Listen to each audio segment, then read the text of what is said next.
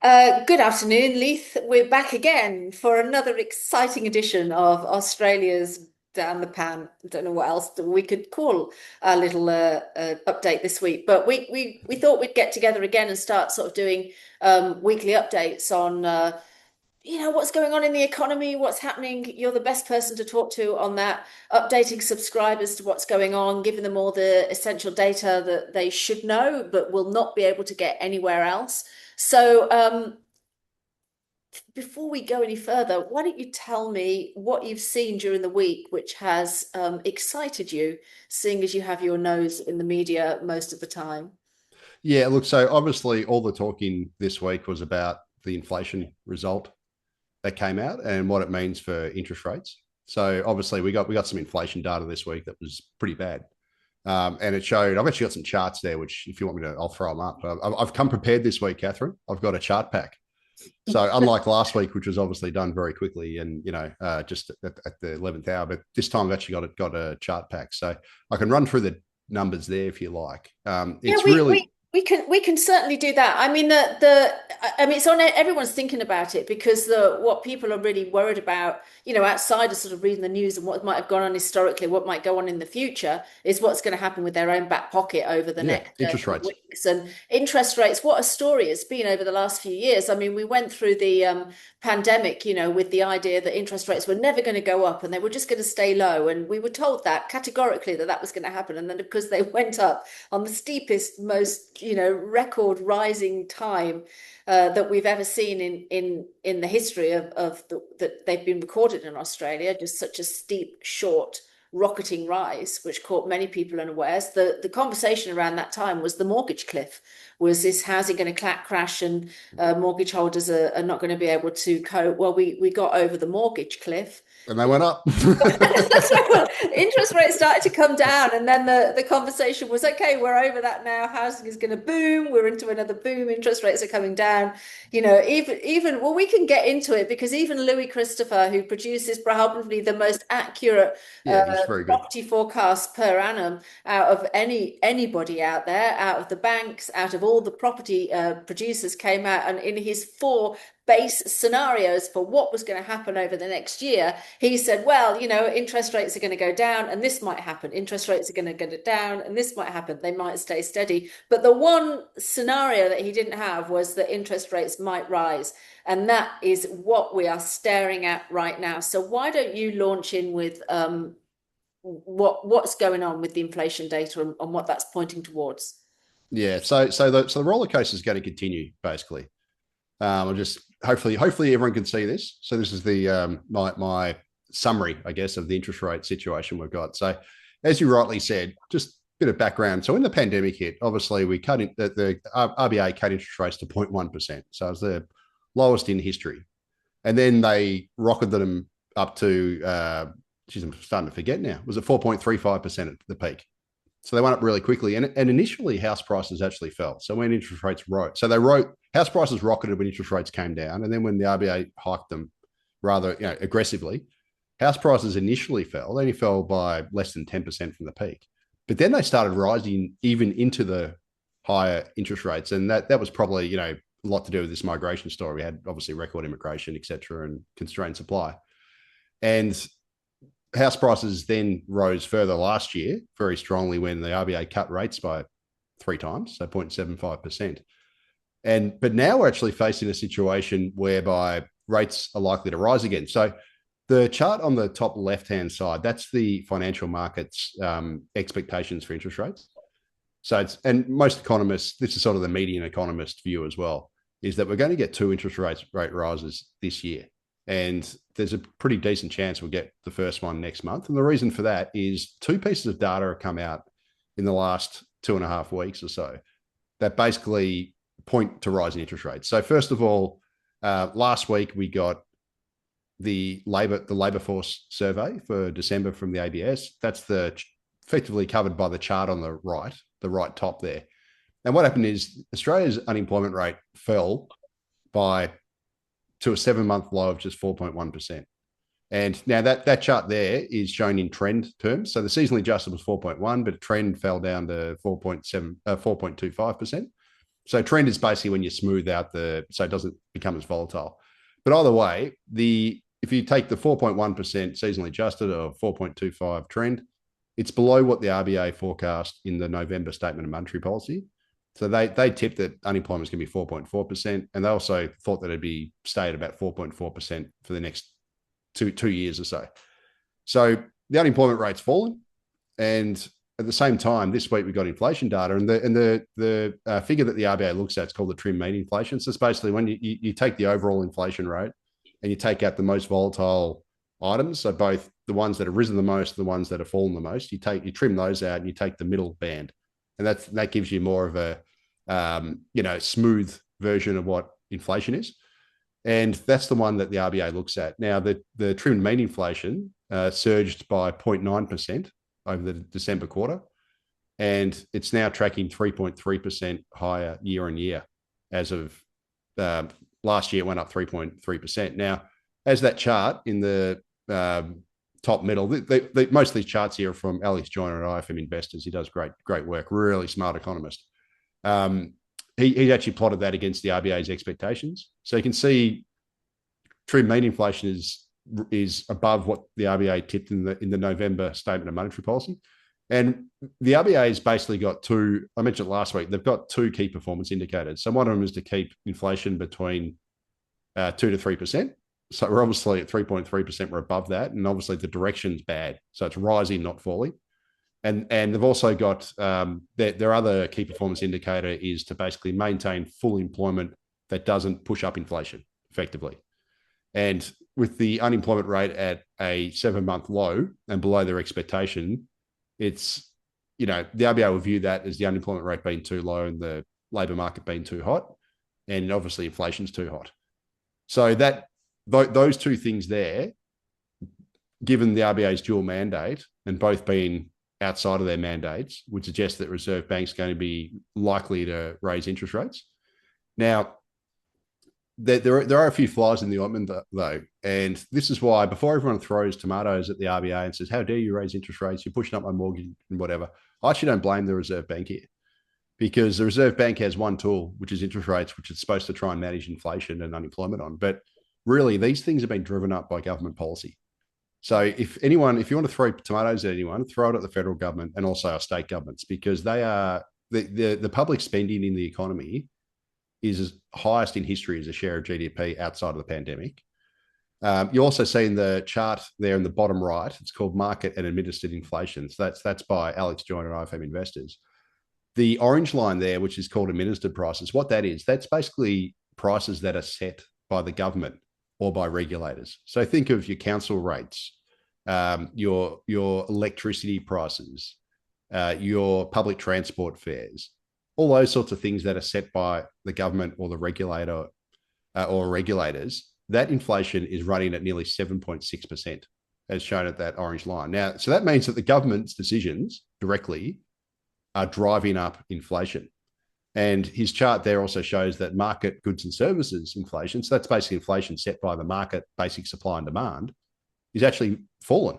So it's down at about 2.6%. So most of this inflation is being driven by government, both by their excessive spending, which is pumping money into the economy. Like most of the jobs growth in the last 3 years and most of the economic growth has been driven by government spending.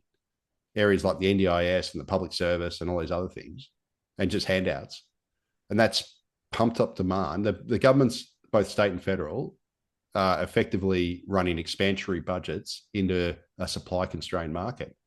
And that's helping to push up inflation. And the other fly in the ointment's the bottom middle chart there on electricity prices. So one of the reasons why inflation fell last year was because the government artificially suppressed it, because it handed out billions of dollars, like $7 billion in total, in energy subsidies. So energy rebates, which basically artificially lowered energy bills. The problem with it is they're not continuing those bill rebates. And as a result, our bills are now reverting back to what they should have been. And that process still has further to run. Now you can see that chart there by Alex Joyner. The line in green shows what electricity prices in the CPI would be without those bill rebates versus where we are at the moment. And that catch-up process over the next 6 to 12 months, electricity prices are going to rise once these bills roll off, once these subsidies roll off our bills and the bills revert to what they were, what they should have been, we're going to have a big rise in energy inflation.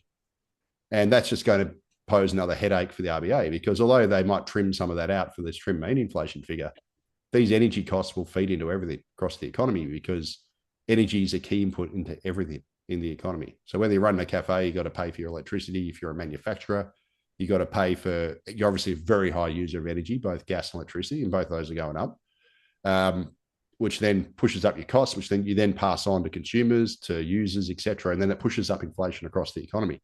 So, we do have this structural inflation problem in Australia. And really, it's been driven by, excessive, by government policy decisions. So by excessive spending, by, loose fiscal policy, but also ridiculously stupid energy policy, because Australia should really have uber cheap energy, because we are the world's biggest coal exporter. We're the second biggest gas exporter in the world. We're 30% of the world's uranium. We have everything you need to make cheap energy, but we refuse to use it.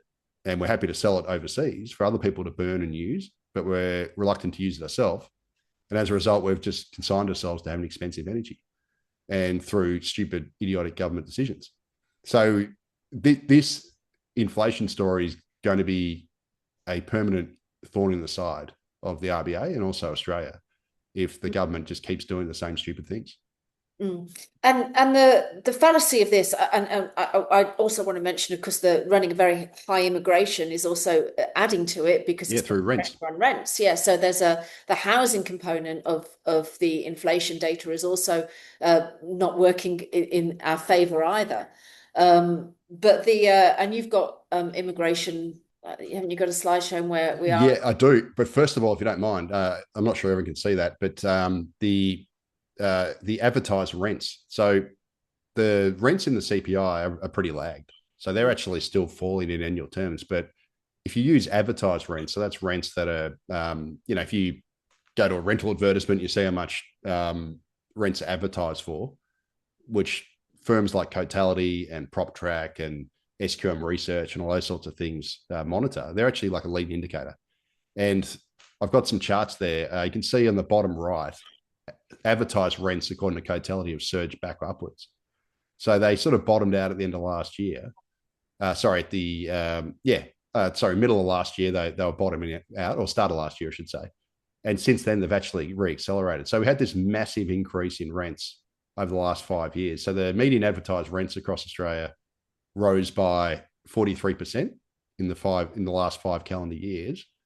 But at the beginning of last year, though, the annual inflation in rents, according to these advertised rents, was falling, but now it's actually rising again, and that's shown pretty clearly in the bottom right hand chart there, where advertised rents are surging again, and that's just going to be inflationary, because rents as well as broader housing inflation. So broader housing inflation is about 21% of the inflation baskets. That's rents, construction costs, also council rates. All those things are going up, so that's just going to be another thorn in the side of inflation. And I mentioned it last week, but over the last 5 years, the median, the annual advertised rents across Australia has gone up by $11,100 compared to what it was 5 years ago. So if you think about that, in 5 years, the cost of renting annually has gone up by $11,100, according to Cotality's data.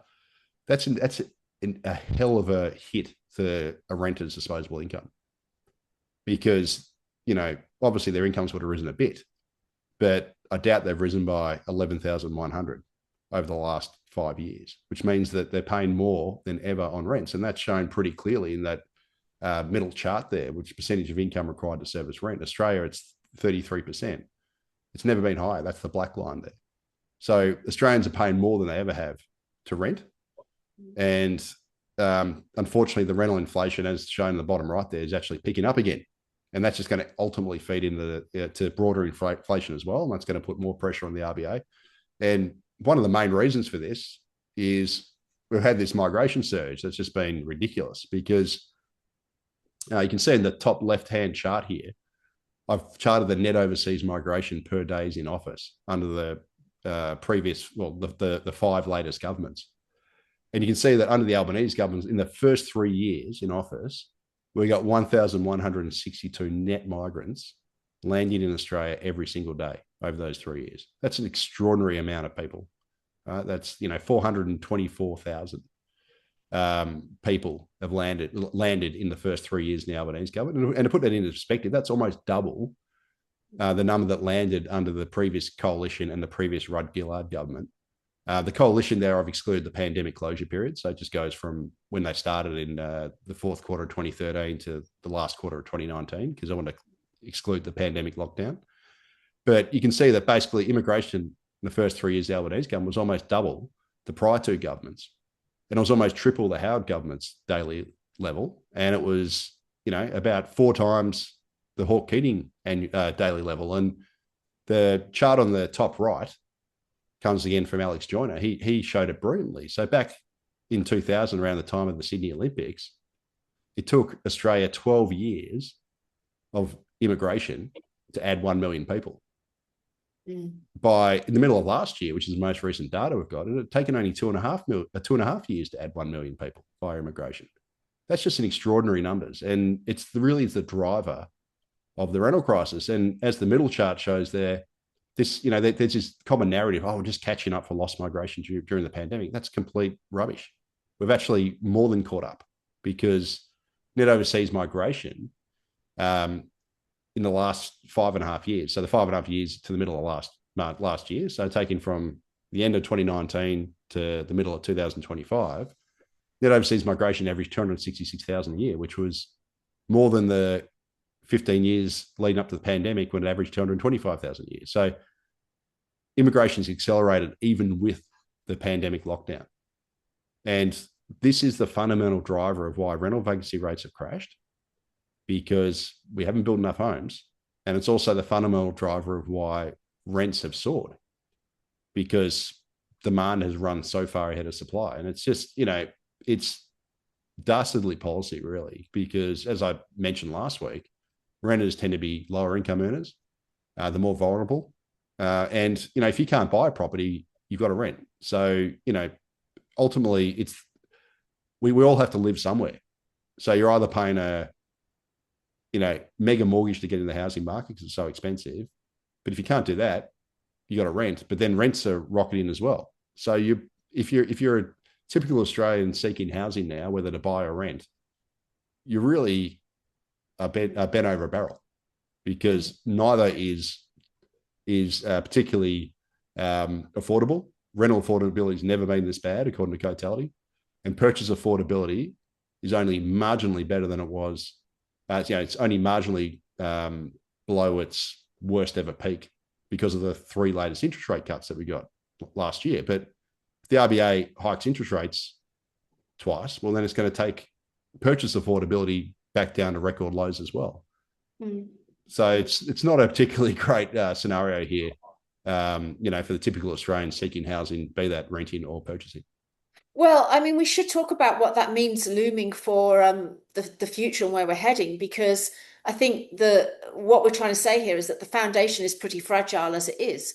And so you start rising interest rates on top of that, then you risk pushing Australia into a recession. That was a conversation that I had with Louis Christopher when I interviewed him late last year, because he didn't write that into his scenario. And actually at that point, he said, I think I might create a new scenario for what happens if interest rates go up, because if we get a couple of interest rate rises, then we're looking at a potential, potentially pushing the economy into recession. In the work that I do, I mean, I'm forecasting that to happen anyway into 2028. So for me, it's always been a forecast that rates are going to go up. That eventually cracks the market, because at the margins, people can't afford their mortgages. So more stock starts to go onto the market, and it starts to sort of tip that balance over. But I mean, you've brought up on your slide there something that he tweeted, or what do you call it now? Do you not call it tweeting anymore? I still call it Twitter, and if I write, I put Twitter bracket X. Like I refuse to call it X. It's just a dumb name. Because I don't know what to call it anymore. I don't go on there much because it's such a toxic environment. I can't cope with it. I'm too fragile. But yeah, I mean, he pointed out that London property is not looking crash hot at the moment. We had a conversation about what's going on in Canada and New Zealand. Um, yeah, I mean, what do you sort of see ahead for Australia? Yeah, look, I mean, certainly the risks are that we follow a Canadian or New Zealand style house price, correction, bust, whatever you want to call it. I mean, obviously, if you look at Canada's chart there and you look at New Zealand's chart there, they're very similarly shaped, aren't they? Mm, Almost, they're almost identical. yeah. But they're obviously inflation adjusted, right? So I'm talking about real house price declines, but they're still down by about 30% once you adjust for inflation. Well, New Zealand is not, I didn't quite work out what Canada's is, but heavy. The big difference though between Canada and New Zealand is Canada and New Zealand have slashed immigration. So Canada's population actually fell in the most recent quarter, and their government has deliberately slashed basically wants to have zero population growth for several years in a row, Mm, because like us, it had a massive explosion in immigration post pandemic. It created a terrible rental crisis. They've deliberately, and a whole bunch of host of other issues. So they've deliberately cut immigration to basically zero for several years. New Zealand also has had a massive reduction in immigration. So New Zealand's net overseas migration is tracked at about 10,000 annually, and its decade average is 40,000. So it's about a quarter of its decade average. And during the peak a couple of years ago, after the pandemic, it was about 130,000. So it's gone from a peak of 130 down to 10. So, and as a result, New Zealand and Canadian rents have fallen. So Canadian rents have fallen for about 15 consecutive months. They're down by about 6% from their peak. I've actually got a chart here. Sorry, I've got to find it. So this is Canada. Charts on the right-hand side show the decline in their asking rents. The middle chart is the population growth decline. And the chart on the left shows, it's a couple of years old, that chart, but that shows you how the rental market was tracking at its peak when immigration surged. So immigration surged and then rents surged, and almost one-for-one correlation. But then Canada slashed immigration, had its first population decline in history outside the pandemic or since the Second World War or something.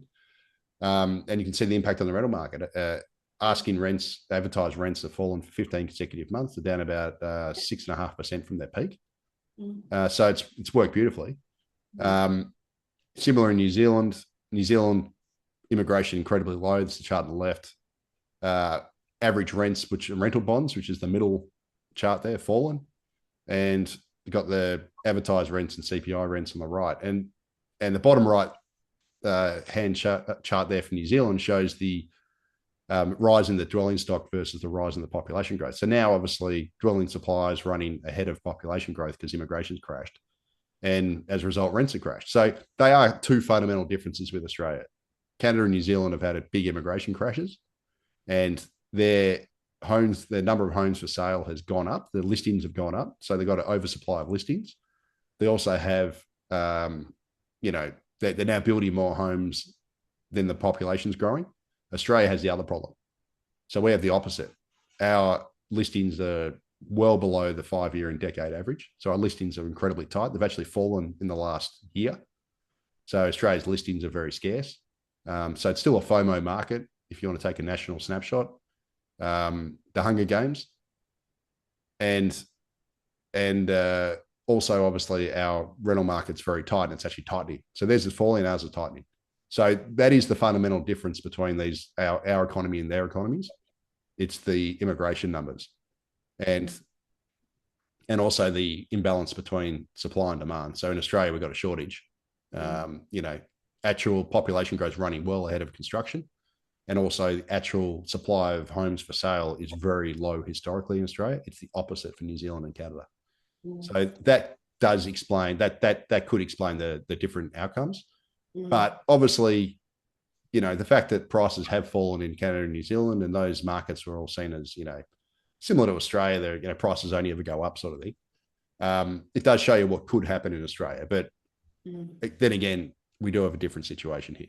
Yeah, we have a slightly different situation, but there's consequences to this. I mean, when we had a discussion last week, I was talking to you about, I've done a lot of research on property cycles. It's what my whole publication is about, and I go back to the sort of 1920s, 1930s, actually early 1930s, where most of the research was done into real estate cycles. because of the 1930s crash, real estate was a significant component of what caused that crash, because so much money was used in speculation, particularly on Florida real estate.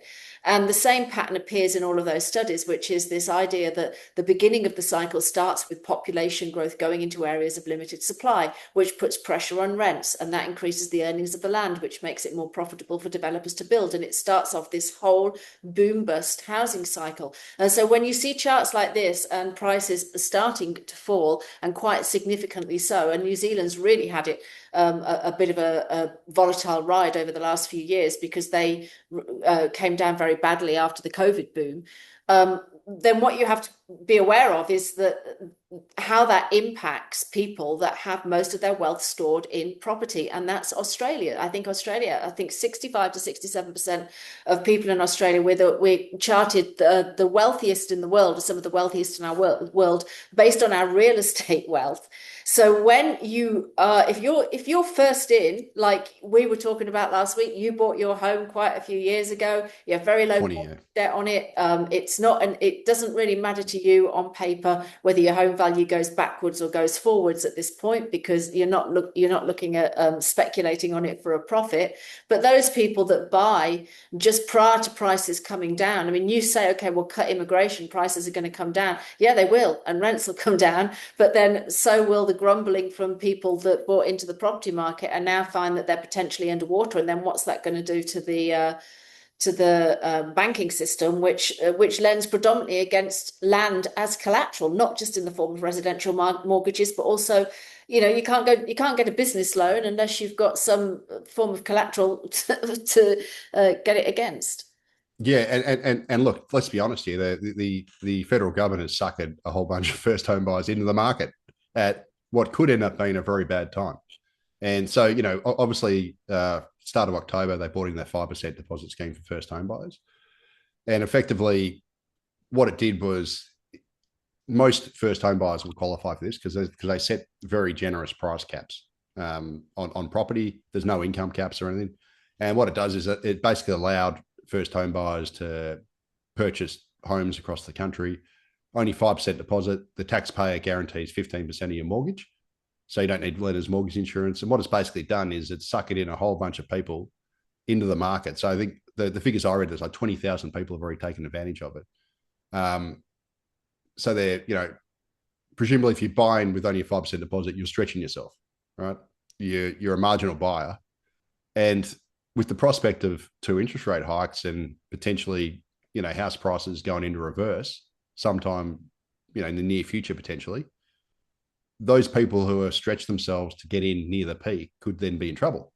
But also the whole 5% deposit scheme, because it's sort of a state-sponsored, it's not quite subprime, but, similar mortgage scheme, it does also incentivize the government to continue to run policies to bail out the housing market whenever it can, because it has sucked all these people in.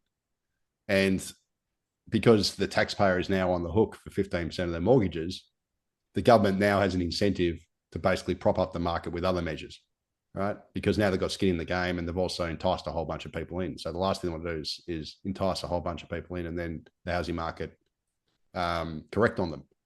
So, it's a pretty crazy market. And I think, it could, if we did theoretically experience a New Zealand or Canada style correction, it's going to hurt a lot of people, because there are a lot of people who would have purchased near the top, and now with this 5% deposit scheme, they would have purchased with very skinny equity buffers. And a lot of those people, if we did get a New Zealand or Canada style correction, would be thrown in negative equity. So they'd own more in their home than it's worth. And that's not a great scenario.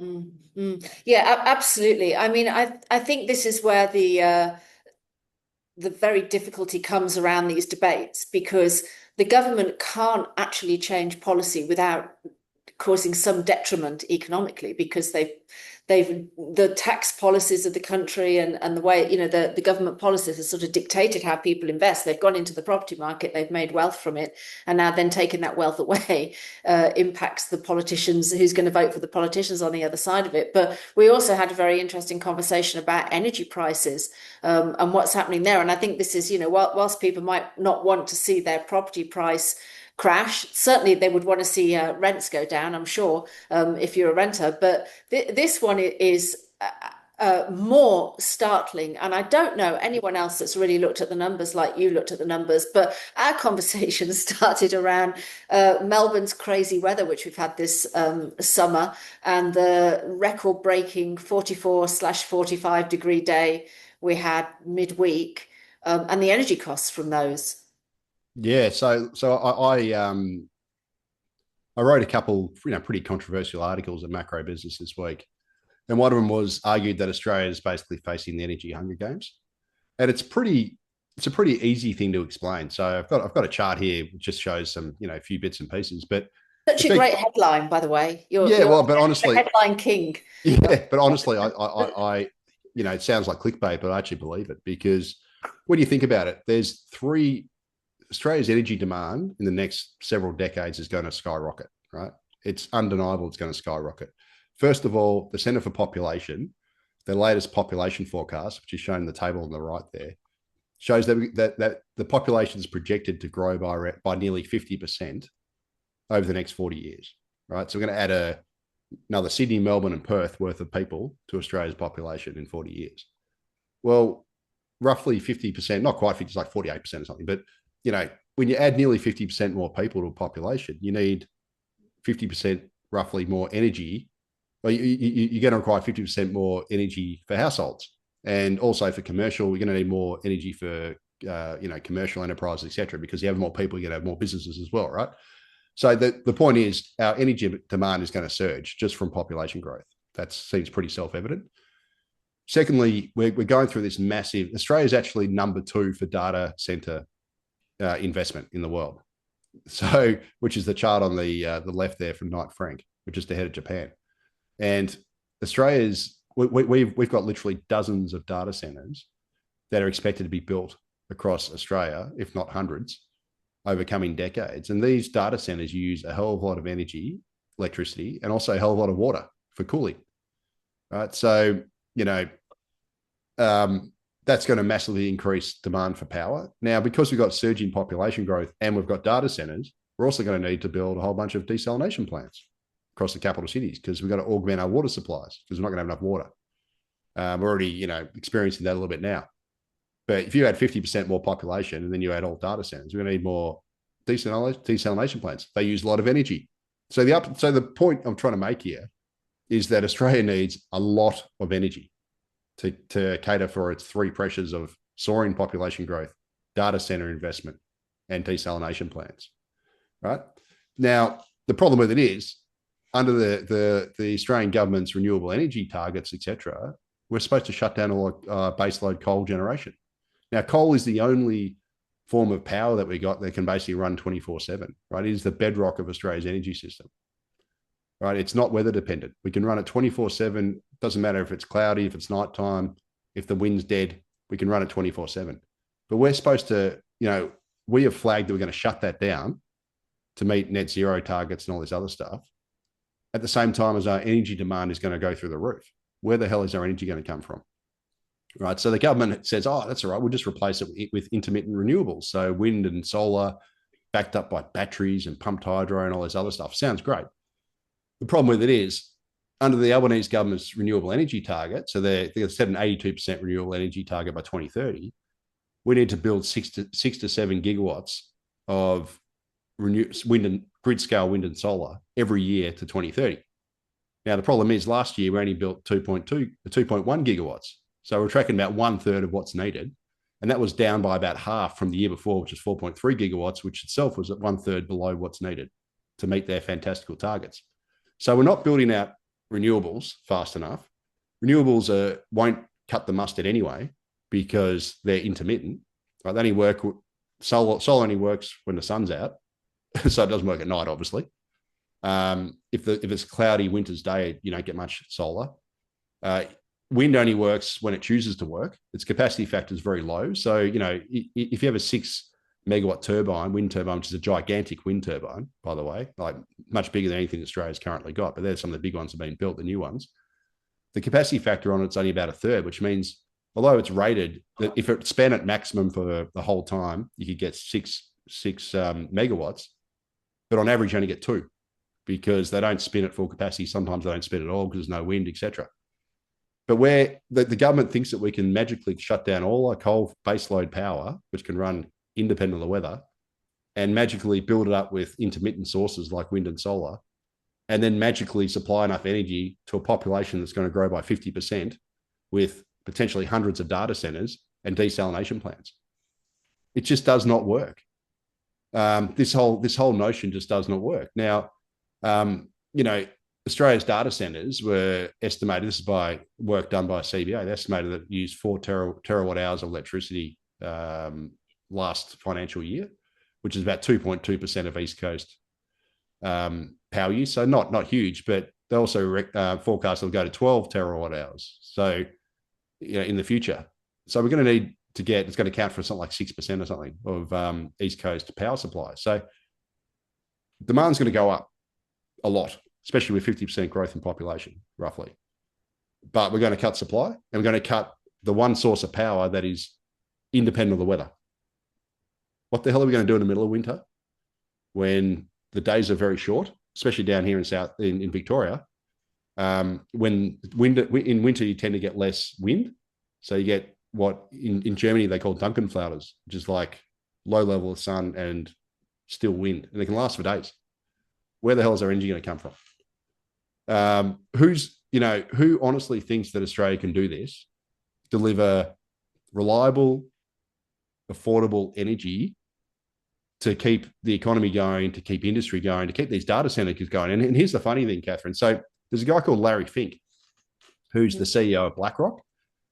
And Larry Fink for years was spruiking the net zero and renewables and all this sort of stuff. He wrote all these annual letters where, we must do net zero for blah, blah, blah. He obviously had some investments in it, right? Because they're an investment firm. So he's probably talking his own book. Hilariously, the mask came off last month, or it might have been earlier this month, when he went to the World Economic Forum. And he actually said straight up that the world can't run, the world can't run on wind and solar alone. And he said that, we need non-weather dependent dispatchable power, like things like coal, nuclear, and gas, to power these data centers because they need 24/7 power. So he said that the world's going to run short of energy. So we need to build this other stuff, right? But in Australia, we got this delusion in that our federal government thinks that it's all right to sell 7 times more coal to the rest of the world than we use ourselves. So China's allowed to burn it, our coal. India's allowed to burn our coal. Japan's allowed to burn our coal. Korea's allowed to burn our coal. But we're not allowed to burn our own coal. We're allowed to sell 4 times more gas to the rest of the world than we use ourselves. So China receives the bulk of East Coast gas. Meanwhile, we're starved of gas on the East Coast and prices rocket. We've got 30% of the world's uranium, but we're not going to go nuclear like most of the rest of the world's doing because nuclear bad. Even though nuclear is the cleanest source of energy, it's zero emission. It uses the smallest environmental footprint. So for one 800 megawatt nuclear generator, which isn't even that big, you need 400 wind turbines to match it. Once you factor in the capacity factors and everything. And then you need to build all these batteries to go with the wind turbines. Every wind turbine requires 1,000 tons of concrete to hold it up, about 200 tons of reinforced steel to hold it up, plus the actual steel and everything in the turbines, the graphite, all the copper and everything else. You need to build service roads to each wind turbine, so you've got to plow the land for that. Often they chop off the top of hills, so they clear it of trees and everything to put the wind turbines on there because that's where the wind is. Like, they are environmentally destructive, right? But instead of doing that, we should just be going nuclear. So, I honestly think we should just burn our own coal instead of selling it to the rest of the world. But if we decide that, no, we can't do coal because of net zero, go nuclear, because it is the only zero emission source that also has a very low environmental footprint, because one nuclear generator, which is about the size of a Bunnings warehouse plus car park, is better than 400 wind turbines spread out right across the land with masses of transmission lines and all this other stuff and all the resources that goes in, all the land clearing, the literally 400,000 tons of concrete required to hold up 400 wind turbines, plus the thousands of tons of reinforced steel, all the resource use that goes into these. And then and then you need all the batteries to back them up because they only work when the wind blows. mm, So you need to be able to store the power when the wind's blowing to then use when it's not blowing. mm. All heaps of resources goes into this. But we're run by such clowns in this country that we think we can magically, the Australian Treasury, who made these population forecasts, thinks, oh, no worries, we'll just grow by 50%. No Mm. problem. We'll add another Sydney, Melbourne, and Perth to the population. No worries. But don't worry about where the housing comes from, where the energy is going to come from, where the water is going to come from, where the schools and hospitals are going to come from, all the stuff that we need to cope with a Melbourne of 9.1 million people, a Sydney of 8.5 million people, Brisbane of 4.8 million people. Like, they don't, our policymakers are such clowns, they don't think about this stuff, right? And then at the same time, we've got the data center demand. And then we're going to need, we've got all these people. We need more water. Oh, let's build desalination plants. More energy required. Mm. It's crazy stuff here. Yeah, And it is. I mean, I interviewed Steve Keen a couple of times about this because he actually is a real well he's done a lot of research on why the economics of net zero just would not only not work, but would push us into another Great Depression, yep, that would effectively halve GDP, and put us in that era again. And that's really what it's looking for, because when you're talking about the materials that are needed for this build out, it's coming on the back of the biggest build out of infrastructure that we have historically ever seen, which was the stimulus that was spent post the COVID crisis to build economies out of the COVID crisis, which was this huge infrastructure build out. And then on the top of that, you've got this transition to net zero and the huge energy build out. And that's why you'll have people that are talking about, that we are on the cusp of a super cycle in commodities, because the demand for them, which will eventually come to a halt, once that infrastructure has all been built out, is surpasses what we are able to supply. Um, but that's the real fear, isn't it? It's about what it goes into. And the other thing I was thinking about, as you were talking about with that, is that during COVID, people were onto this because the conspiracy theorists were far more mainstream than they are now. It's kind of gone back to the side a bit. But the World Economic Forum was the one that was saying early on that we would have climate lockdowns, and that is that you would have an energy footprint that you're allowed to use. This was the idea of where smart cities came in, of where this 20-minute walking distance thing, you don't travel outside of your city. You have, your carbon footprint is now monitored, as to how much you use when you take such and such a flight. And so, and Melbourne has played into a lot of that, because Melbourne has signed up to the smart city ideology that we should all zone ourselves into these small little pockets where everybody can walk and highly to the facilities that they need, very high density. That's so it's good to hear that he said that at the World Economic Forum, because that's essentially where it's not just that they would impose that on us, it's that we would have no choice but to have lockdowns in our energy usage, because the infrastructure that we've got couldn't cope with the energy needs. yeah, and I tell you what annoys me most of all, and I got some great charts here just to illustrate the point. I mentioned that we sell about 7 or 8 times more coal to the rest of the world than we use ourselves. We sell 4 times more gas. Most of the gas on the East Coast goes to China. We sell a lot of coal to China. Now, look at these charts about global emissions, right? So, the top left, which is up to 2024, end of 2024, look where China's emissions are. That's shown in the red. Look where what Indians are doing. Rocketing. China's are rocketing. Indians are rocketing. I didn't put the US here. US has fallen. Europe's fallen. Australia is that little tiny straight line at the bottom, right? We're hugging the bottom axis. We're 1% of the world's carbon emissions, right? So we're happy to sell all our stuff to China to burn, who's just going hog wild. China has literally accounted for nearly 2/3 of the rise in the world's carbon emissions since 2000, right? So anybody who talks about global warming, blah, blah, blah, climate change, don't look at us, look at China. The data's there, clear as day. Now, look at the chart below that. It shows coal, final energy consumption by country, coal. You can see China there uses by far the world's most coal. It uses like 50% more coal than the rest of the world combined. That's shown in red. The top right there also shows China's energy use by type. And you see coal, blue. China just uses tons of coal. Under that, it's got the percentage share of its energy consumption. Red is coal. So China uses heaps of coal. And the bottom chart, the bottom right there, which is from Tarek Brooker, shows that China, despite the fact that we sell coal to China and we sell 7 or 8 times more coal than we use, China actually produces 10 times the coal that we produce itself, which it burns itself.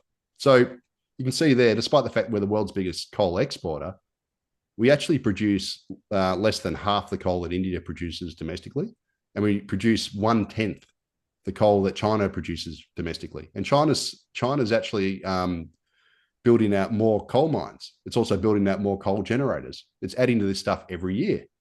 And you can see the coal capacity in the top middle chart there. China's additions in red versus the rest of the world's, and the other is basically India, but mostly India. You can see that the world's been adding more coal-fired generators than the West has been retiring. So what are we doing here? We're sitting here going, we've got to shut down our coal for net zero. We've got to go net zero. We've got to go all renewables. At the same time as we're selling the stuff that we could be using at home to China to burn instead. And the last time I checked, we're one world, right? So surely if we burnt a little bit more ourselves, exported a little bit less, gave ourselves stable, reliable power that was also relatively cheap, it wouldn't make any difference to the world in the global emissions, would it? Because we'd just be selling less to China to burn instead. And I'd argue that it's actually better for global emissions if Australia had cheaper power, we manufactured more stuff in Australia rather than driving up a cost of energy, shutting down our manufacturing as a result, offshoring that to China to then buy the stuff back on a ship that travels here on bunker fuel and is produced in China with less emissions controls than is produced in Australia. Like, wouldn't that be better for the world's environment, the global economy, the global emissions, global pollution, if places like Australia and the UK didn't deindustrialize because of high energy through these sorts of policies, actually produce more at home for ourselves instead of outsourcing it all to China and then send it back to us on a ship burning bunker fuel, which is incredibly dirty and has to travel thousands of kilometers by sea. Like, it's waste, right? It's energy waste.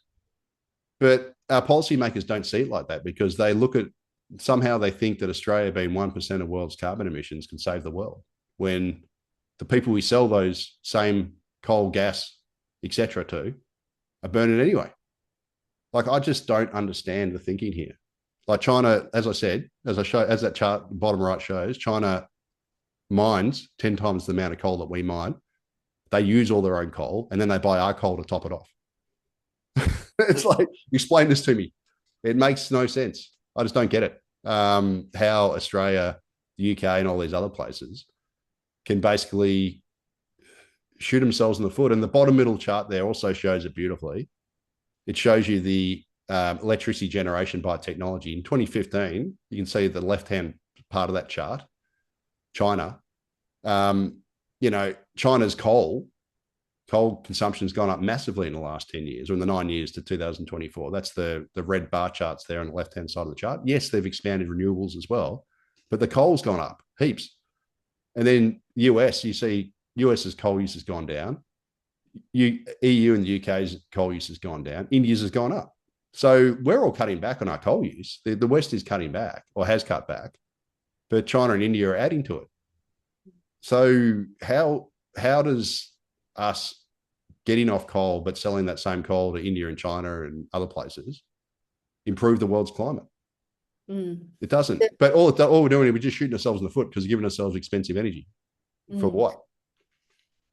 Well, it's the sheer irony, because the problem that we've got is that we can sit here talking about this all day, and because we don't have access to the politicians to talk about it, but you do have access to the general public to talk about it. But when you look out the window and see what the protests are about, the protests aren't about anything to do with this. The protests are about what's going on in other countries that most people haven't visited and will never visit in their lives. It has zero impact on us. That's right, and to grasp onto something that where they can burn the Australian flag and fly the Iranian pro-Palestinian and march across Sydney Harbour Bridge on it, and yet you're sort of thinking to yourself, a second, we're marching. If this was a little bit more, if this was better understood and there was a better education on what exactly policy is doing, then we could see more of a movement that would flag to the politicians that we don't actually want this. Yeah, unfortunately, I mean that's part of the reasons why we do these things, right? To Mm. try and get the word out to as many people as possible. But unfortunately, there aren't many politicians asking the question. Like, there's a couple, like Matt Canavan from the Nationals has been pretty good on this. Andrew Hasey's been pretty good on this sort of stuff. But every time they bring the same points up that I make, they just get laughed at. Oh, you're a climate denier and all this sort of stuff. Look, I don't deny that humans are having an impact on the environment. I don't believe that it's as devastating as they make out. Like, oh, the world's going to melt and end and all this sort of stuff if we have a little bit of higher CO2 and stuff. I don't subscribe to the doomsday scenarios. But yeah, I think we definitely have an impact. But at the same time, you go, let's be pragmatic here. We are 1% of the world's carbon emissions. China is nearly a third. China has driven nearly 2/3 of the increase in the world's carbon emissions. India is also ramping it up as well. Those guys aren't playing by the same rules as us. Yet we're happy to sell our hydrocarbons to those places to burn and to add to carbon emissions, but we're not happy to use that ourselves. Like, it just doesn't, to me, it doesn't make sense. Like, it's a zero. Like, the world's carbon emissions would be no worse off if we, instead of exporting 7 times more coal than we use, we export 6 times more coal than we use, and we use a bit more of it ourselves. Mm. Right. Mm. But we could give ourselves stable, reliable power, because here's the thing. Yes, our coal generators are very old. Like, a lot of them, except for the ones in Queensland, they got still got a fair bit of life in them. Some of them were only built in the 2000s. But, generally speaking, they're very old and they probably do need to be replaced at some point. But we could build new coal generators fairly cheaply, and they'd be a lot cleaner than the ones we've got now. Because, oh, yes, they do belch carbon dioxide. Carbon dioxide itself is not a pollution. You and I breathe it out right now. Trees use it for their oxygen equivalent, right? Pollution is pollution. And the new coal-fired generators that are being built are a lot cleaner in a pollution sense. So we're talking about sulfur and nitrogen oxide and things like that. They've managed to cut that stuff down by about 95%. It's like a modern petrol engine is actually very clean. They don't release much petrol compared to the ones that were in the 1980s because of catalytic converters and all the other pollution control stuff. Yes, they do belch carbon dioxide because it's part of the splitting the hydrocarbons, but it's not pollution. And we could replace our coal-fired generators fairly cheaply. It still costs billions, obviously, tens of billions to replace all of them. But we could use the existing transmission infrastructure that's already there and build new ones that are a lot cleaner in a pollution sense, not necessarily a carbon dioxide sense. They'd produce less carbon dioxide because they'd be more efficient, but they still release carbon dioxide because that's just part of the combustion process. You can't get around that. But they'd be a lot cleaner in a pollution sense. But the thing is, we could have more stable power that can run 24/7 independent of the weather. We would need to build out all this pumped hydro batteries and all the other stuff, the massive transmission lines all over, like spider webs all over the country, to get to far-flung places where there's wind turbines over here and here and here and salt, whatever. All that stuff's already built. We could use the existing transmission lines and just replace the coal generators gradually. And I think we'd be better off. And we could, China is doing the right thing for them because China is building more of everything. And that's shown pretty clearly in the chart on the top right there. They're doing more coal. They're doing more wind, solar, hydro, nuclear. China's doing everything. China just says we need more energy to grow. Mm. Australia should be saying we need more energy to grow and getting it from all areas. Mm. Right. So build out more coal, or at least keep the coal like the capacity we've got and replace it with new, more efficient turbines. And Australia should just be following what China's doing. Just, we need more energy. The population is going to grow by 50%, according to the government projections, which I think is nuts, but that's what they're projected. And we're going to have data centers, and we need desalination plants. All this stuff's got to be powered. So we need more energy. So let's get it. And we should do it from coal, nuclear, some more renewables. We've already got, loads of solar and everything already, rooftop solar. We really just need probably more batteries to go with that, so we can store more of it, so it's not as much as lost. We should just be copying China, like just more of everything. Because at the moment, the policy is basically shut down our 24/7 base load power and on a wing and a prayer, hoping that this intermittent stuff can cut the mustard and see us through extended wind droughts in winter and extreme weather events, which is just can't. At the same time as they're going to grow demand massively through population growth, data centers, and desalination plants. Like, it just doesn't work. You can't massively increase demand and then hamstring yourself with supply, which is basically what the governments want to do. It's crazy. China's not doing that. China's not shutting down its coal plants. It's adding more of them. right? Mm, Yes, it's adding a lot of renewables as well, but it's also adding more coal. And India's doing the same, and other countries in Asia are doing the same. Like they have all prioritized energy security over emissions and whatever. We have prioritized emissions over energy security and cost.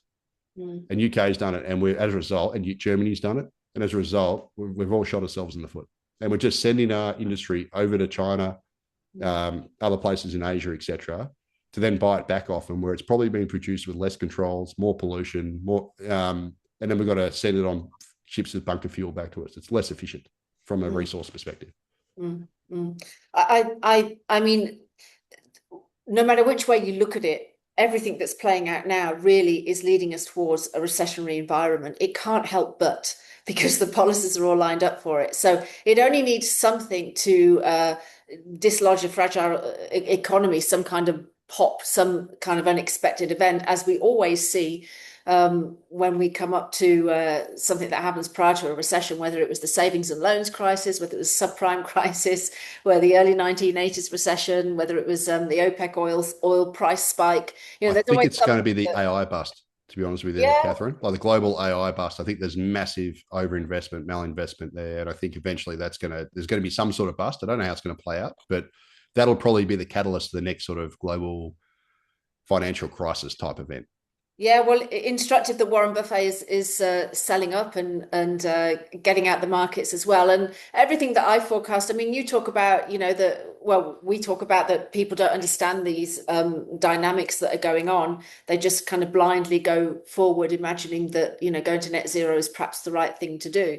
But it's the same with cycles. People don't research cycles. They don't understand that cycles actually play out and that it is possible to time these events. And I would say that we're not far away from that occurring. In fact, I would say that by the time we get to next year, we would probably see the markets go and then a recession as we drop into 2028. But we'll wrap up there and we'll save it off until next week. And then we'll come back next week, have a look at what's in the news and do it all again. Yep, sounds great. And I'll run through the latest economic data. I can't remember what's out next week, but yeah, by the time I speak to you next week, we'll know. Excellent. Okay. All right, Leith. I'll talk to you soon. See ya.